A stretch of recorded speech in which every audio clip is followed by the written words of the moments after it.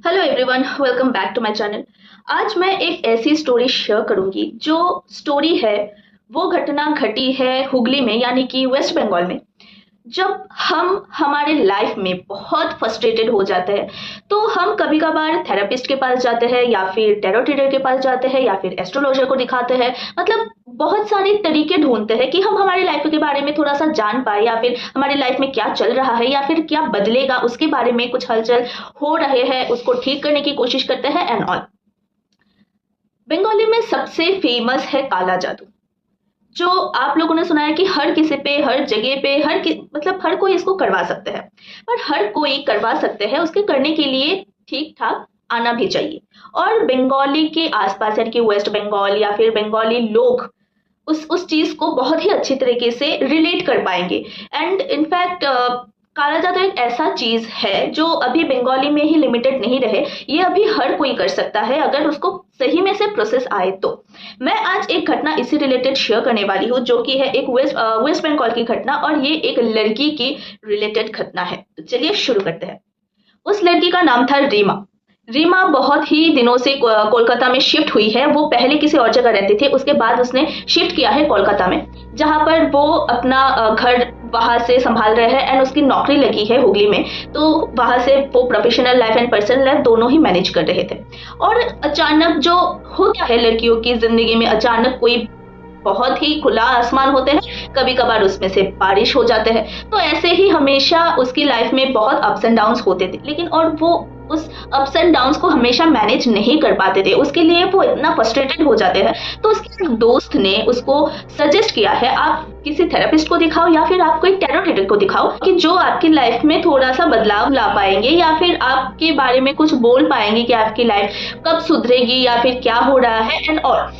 और काफी लोग वहां पे उस चीज को बहुत मानते हैं, जो बंगाल में रहते हैं वो उस चीज को बहुत ही ज्यादा मानते हैं।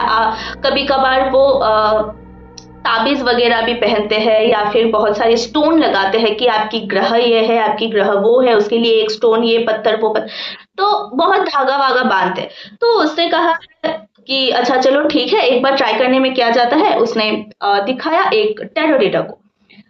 वो टैबलेट दिखाया, उसकी जिंदगी के बारे में क्या कुछ बोला है, उसको कुछ समझ में नहीं आया। ठीक है, जो बोलता है नॉर्मल लोग वो बोला है।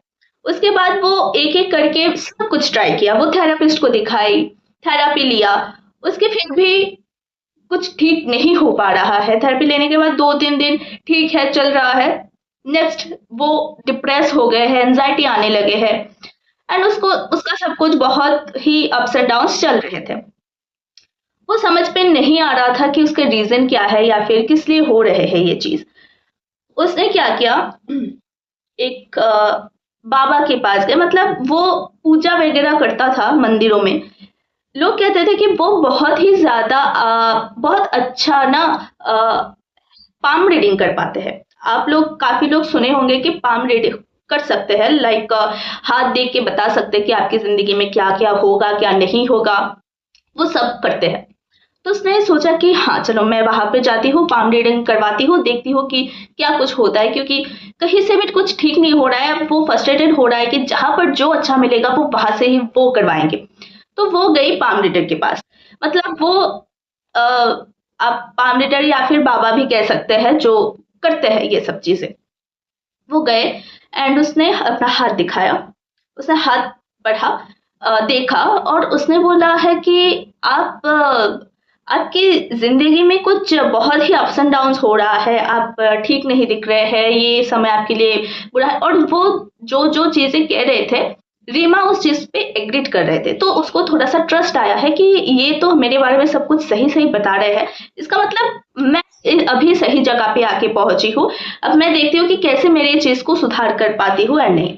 उसने तभी बोला है वो बाबा ने कि तुम्हारी जिंदगी में ऐसा कुछ मैं नहीं देख पा रही हूँ, ग्रह की वजह से तुम्हारी अप्स एंड डाउन्स। मुझे लगता है इस टाइम पे तुम्हारे ऊपर कोई भारी चीजें या फिर कोई बुरी चीजें हावी करके रखा है, जिसने तुम्हारी लाइफ इतना हेल बना दिया है।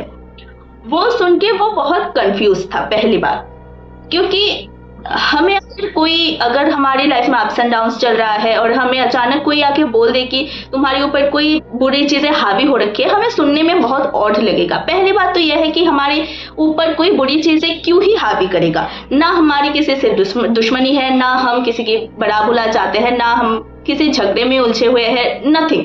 तो अचानक ये थोड़ा सा ऑड लगेगा, तो उसको भी थोड़ा सा ऑड लगा है और वो बहुत ही ज्यादा कंफ्यूज था उस टाइम पे। और उसने बोला है कि क्या हावी हो रखी है, आप जरा मुझे खुल के बताएंगे।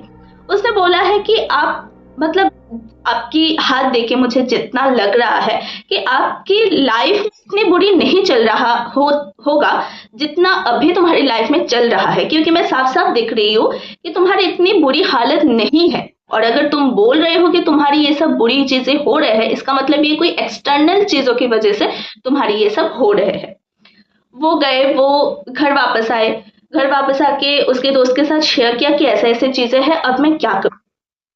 वो बोल रहे हैं उसके साथ बहुत चीजें कॉम्प्लिकेटेड हो रहे थे। वो जहां पर जाती है वो काम खराब हो जाते हैं, जो चीजें बनाते हैं वो खराब हो जाते हैं, उसके घर में बहुत चीजों उल्टा सीधा चल रहा है, लाइफ में बहुत कॉम्प्लिकेशंस आ रहे हैं, फ्रेंड्स और दोस्तों के साथ झगड़े हो रहे हैं, फैमिली के साथ झगड़े हो रहे हैं। सो उसका रीजन उसको नहीं पता था, बहुत सारे क्वेश्चंस थे जिसका आंसर उसको कभी पता नहीं था।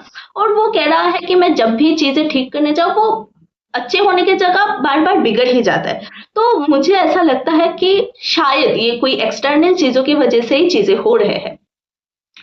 उसने कहा कि मैं थोड़ा सा स्पिरिचुअल साइड में जाऊंगी, मतलब मंदिरों में या फिर स्पिरिचुअल, बहुत लोग करवाते हैं ना कि शुद्धिकरण करवाते हैं अपने शरीर को, जो बुरी चीजें या फिर आत्मा वगैरह होगा तो वो सब निकल जाएगी। तो वो उसने बोला कि मैं मंदिर में जाऊंगी, अपनी शुद्धिकरण करवाऊंगी, उसके बाद देखते हैं। जब वो मंदिर में गया, बाबा ने उसको देखा, उसको देखने के बाद बोला है कि आप कौन हो। उसने बोला कि हाँ, मैं उसका नाम बताया, मैं इस जगह में रहती हूँ, इस जगह से आई हूँ, उसने बोला। और उस बाबा ने कहा, मतलब मंदिर की पंडित जो थे वो शुद्धिकरण कराने गए और पंडित उसको देख के ये सब बोल रहा है। उस पंडित ने उसको बोला है कि आप यहाँ आए हो किस लिए। तो उसने बोला कि मुझे शुद्धिकरण करवाने हैं ऐसे। उसने बोला कि आपके ये शुद्धिकरण करवाने से आपसे वो दूर नहीं जाएगा। वो अचानक शॉक हो गए। उसने बोला कि दूर कौन नहीं जाएगा, मतलब वो किसके बारे में बात कर रहे हैं। वो अकेला गया था वहां पे, रीमा। तो पंडित जी कह रहे हैं तुम्हारे साथ जो आया है ना, उसकी बात कर रही हूँ मैं। उसने बोला कि बाबा मेरे साथ तो कोई भी नहीं है, मैं अकेले आई हूँ, आप किसके बारे में बात कर रहे हो। उसके बाद पंडित जी बोला है कि तुम्हारे शरीर के ऊपर जो हावी करके रखा है ना, मैं उसकी बात कर रही हूँ। वो बहुत ही बुरी आत्मा है जो तुम्हारे ऊपर हावी हो रखी है, तुम्हारे पूरे बॉडी को, पूरे पूरे सोल को वो कब्जे में रखा हुआ है, जो शुद्धिकरण से वो दूर नहीं जाएगा। वो सुन के उसका इतना बुरा हाल हुआ है, मतलब वो 2 मिनट के लिए ऐसा लगा कि मैं कहाँ खड़ी हूँ, मैं कौन हूँ, वो खुद को खुद पहचान नहीं पा रहा था।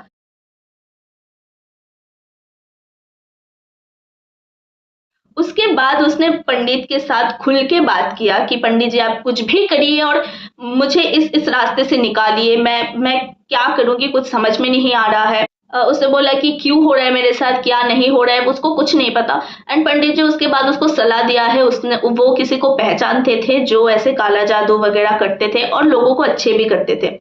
तो उसके पास गए और उसको उसकी फाइनली उसके शरीर में से जितनी भी चीजें थी, खराब चीजें थी, जो साया उसके ऊपर हावी हो रखी थी, उस सब चीजों को उसने दूर हटा दिया।